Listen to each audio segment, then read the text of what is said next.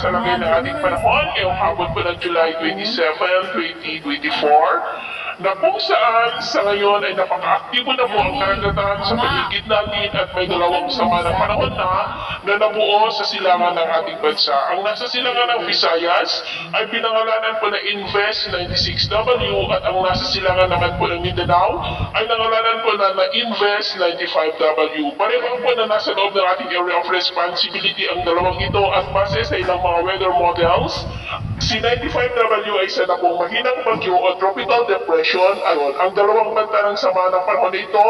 ay posibleng magsasanib at lalong lalakas habang kikilos po yan paakyat,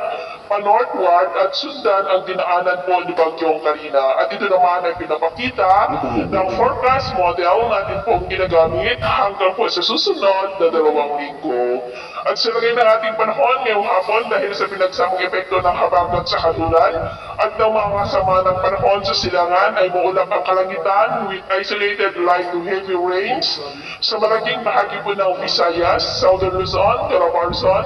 ilang bahagi ng Metro Manila, ilang bahagi lamang ng Central Luzon, Northern Luzon, Sulu, Arco, Palagot, Zamboanga Peninsula, Northern Mindanao, ilang bahagi ng Caraga, Subsurgen at Davao Oriental,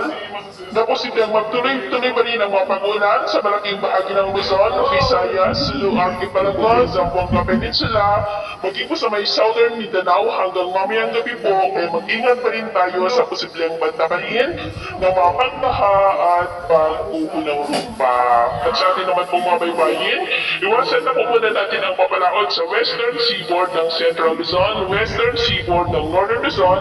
at the extreme Northern Luzon Seaboard dahil ang mga alon dyan ay posibleng aabot po hanggang sa 2.5 to 4 meters high during po yan ng habagat. Kaya hanggat maaari ay iwasan na muna natin ang papalaot dyan sa mga may kulay pula